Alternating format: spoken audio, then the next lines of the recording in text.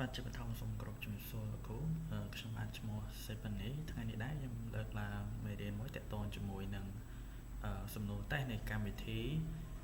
អន្តរជាតិស្ដីពីរង្វាន់តម្លៃលទ្ធផលសិក្សារបស់សិស្សដែលយើងហៅកាត់ថា PISA អញ្ចឹង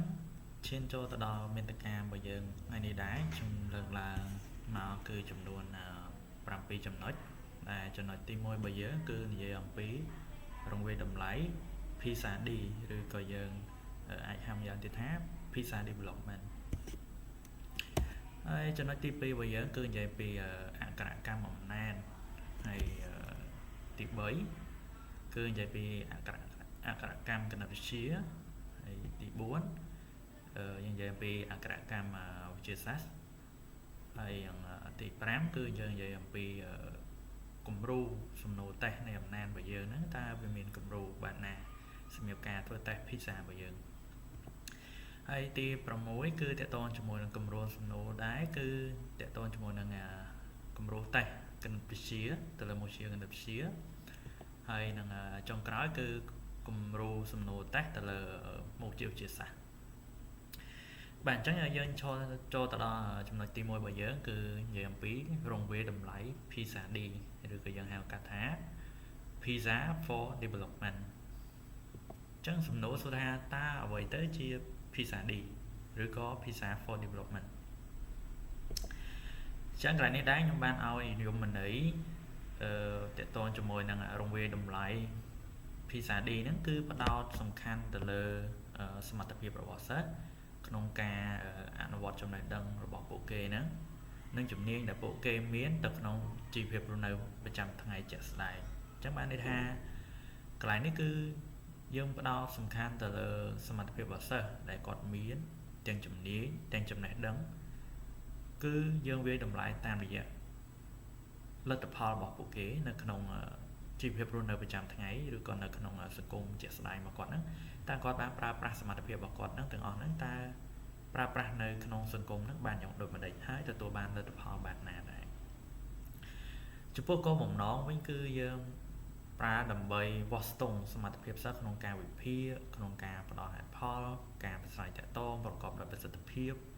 តាមរយៈការកំណត់ការបកស្រាយនិងការដោះស្រាយបញ្ហាក្នុងស្ថានភាពផ្សេងៗអញ្ចឹងគោលបំណងរបស់យើងនេះគឺផ្ដោតសំខាន់ឲ្យសិស្ស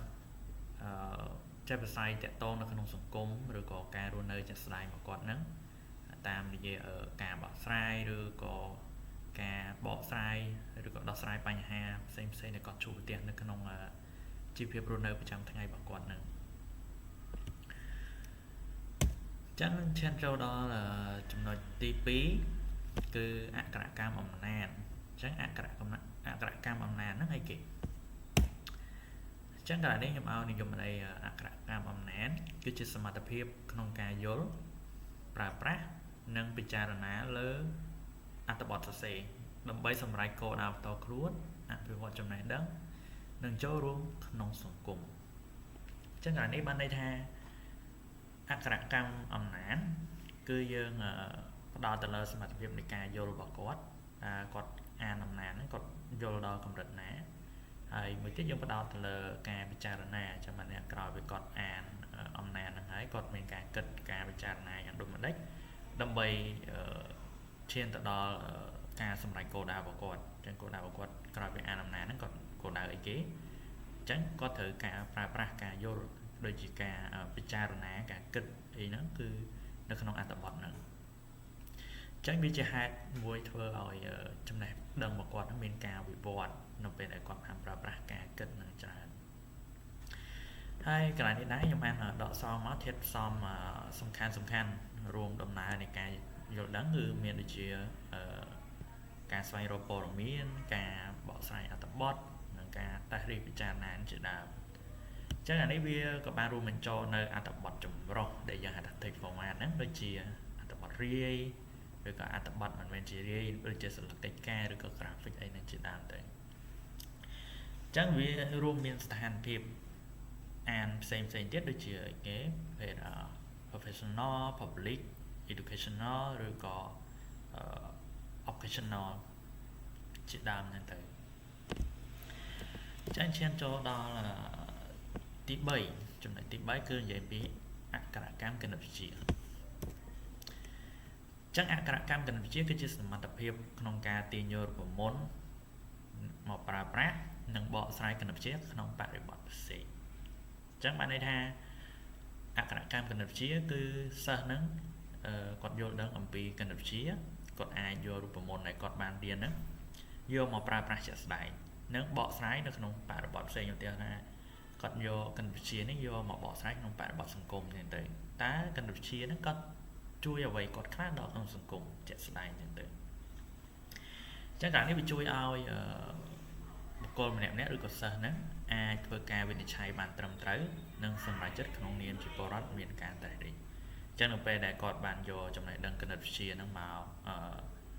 អភិវឌ្ឍឬក៏មកអនុវត្តនៅក្នុង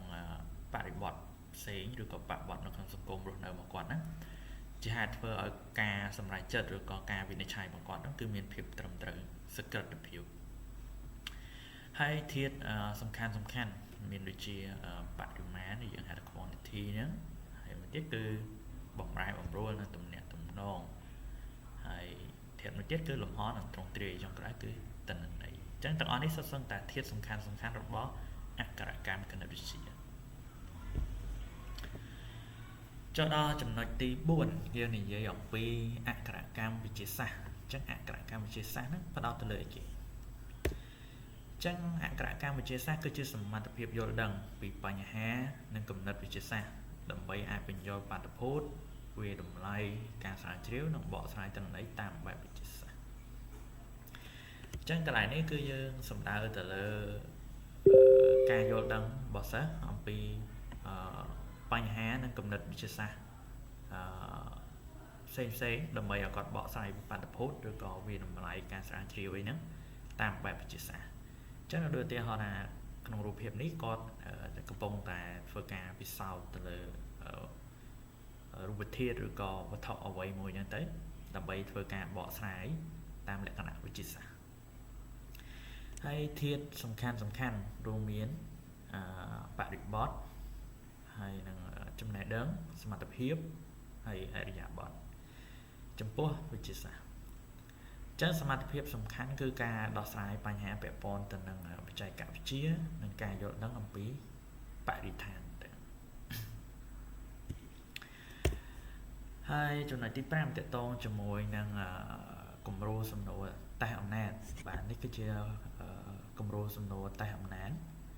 ដែលគេនិយាយអំពីសេចក្តីជូនដំណឹងអំពីប្រតិកម្មអាឡែស៊ីហើយគេមានអីគេនំក្រែមរសជាតិក្រូចផ្សំពីសណ្តែកដីហ្នឹងទៅអញ្ចឹងក៏មានអត្ថបទនោះមួយឲ្យសិស្សអានហើយក៏ដាក់ជាសំណួរតេស្តភាសារបស់យើងអញ្ចឹងគេសួរថាតើក្រុមហ៊ុនដែលផលិតនំប្រភេទនេះមានឈ្មោះអ្វីអញ្ចឹងកូនសិស្សដើម្បីឆ្លើយសំណួរហ្នឹងបានក៏ត្រូវតែទៅអានអត្ថបទហ្នឹងសិនអត្ថបទអំណាចហ្នឹងសិនរួចហើយគាត់យកខ្លឹមសារដែលគាត់បានអានហ្នឹងគាត់បានយល់ហ្នឹងឬក៏វិភាគឃើញបែបណាហ្នឹងយកចម្លើយហ្នឹងមកដាក់នៅក្នុងកន្លែងស្លឹកនៃសំណួររបស់យើងគាត់ទៅសេចម្លើយចូលចឹងណាអញ្ចឹងនេះគឺជាប្រភេទសំណួរតេស្តអំណាចលក្ខណៈភាសា D គឺមានរូបរាងបែបហ្នឹងមានវិជាភាសាខ្មែរទៅកម្រិតថ្នាក់ទី8មេរៀនទី6ហ្នឹងទៅហើយមានអីគេមានកម្រិតពុទ្ធិគឺការយល់អានេះគាត់អានហ្នឹងទៅគាត់យល់បានកម្រិតណាហើយតម្រងសំណួរគឺសរសេរគាត់សរសេរលើហ្នឹងទៅហើយចំពោះប្រភពអីគឺភាសា2006ហ្នឹងទៅមួយទៀតគឺជាគំរូសំណួរនៃការតេស្តគណិតវិទ្យាបាទនេះគឺជាសំណួរគំរូការតេស្តគណិតវិទ្យាទៅលើអត្រាប្តូរប្រាក់អញ្ចឹងនៅពេលដែលយើងដាក់ប្រភេទសំណួរហ្នឹងទៅឲ្យសិស្សគាត់អានអំពីសំណួរហ្នឹងទៅហើយបន្តមកទៀតគឺយើងឆ្លើយខាងក្រោមថាវាមានប្រភេទសំណួរទី1ថាគេម៉ៃលីងដឹងអត្រាប្តូរប្រាក់ពីសង្ហបុរីទៅប្រាក់រងអាហ្វ្រិកខាងត្បូងហ្នឹងគឺប៉ុន្មាន1 SGD នេះអញ្ចឹង1 SGD នេះវាស្មើនឹង 4.2 ZAO នេះសំទោសតែខ្ញុំអត់សូវស្គាល់លុយរូបិយប័ណ្ណសង្ហបុរីហើយនឹងអាហ្វ្រិកខាងត្បូងអញ្ចឹងគាត់អានហ្នឹងទៅគាត់ ក្រៅពីបានតម្លៃតួលេខដែលគេប្រាប់មកគេមានជាសំណួរមួយចាំពេលគេមានជាសំណួរហើយយើង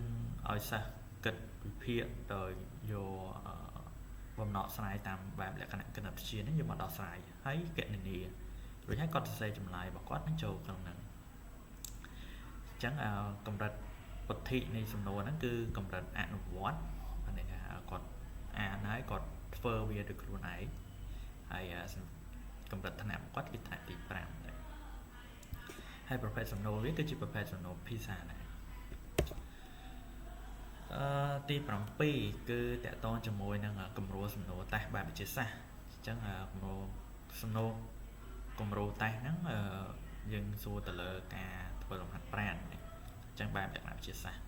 អញ្ចឹងគេមានរូបភាពគេមានសំណួរអីអញ្ចឹងទៅបន្តមកទៀតគេដាក់ជាសំណួរហើយឲ្យកូនសិស្សហ្នឹងគោរង្វង់ចម្លើយបានចាស់ឬក៏ទេចំពោះរបាំនីមួយៗនេះខាងក្រោមនេះអញ្ចឹងនេះគឺជាប្រភេទសំណួរលក្ខណៈវិទ្យាសាស្ត្រហើយក្នុងកម្រិត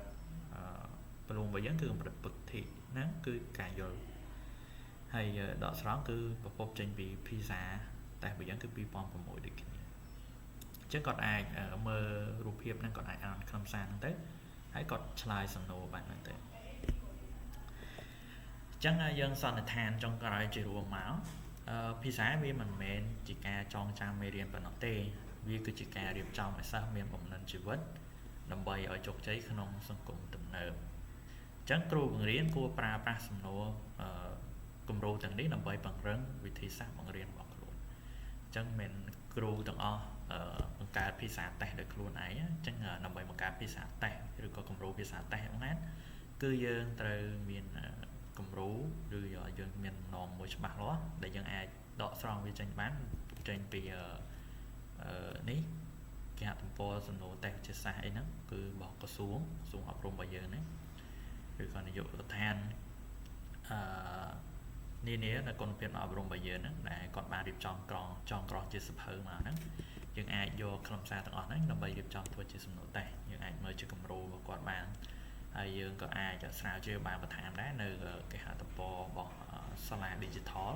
ហើយរូបភាពទាំងអស់នេះហ្នឹងគឺខ្ញុំយកចេញពីគេហទំព័ររបស់ក្រសួងយើងគឺសាលា Digital ដែលយើងគាត់ស្វែងរកទៅប្រភេទសំណួរតេស្តភាសាទៅលើមុខវិជ្ជាអំណាចឬគណិតវិទ្យាឬក៏វិទ្យាសាស្ត្រអីហ្នឹងគឺយើងមានឯកសារគ្រប់គ្រាន់អញ្ចឹងដើម្បីបង្កើតសំណួរគំរូតេស្តមួយយើងត្រូវតែដកស្រង់ចេញពីក្រសួងដែរមិនមែនយើងចេះតែបង្កើតដោយខ្លួនឯងបានទេបាទជាចុងក្រោយគឺការធ្វើបទបង្ហាញរបស់ខ្ញុំគឺមានតែប៉ុណ្ណឹង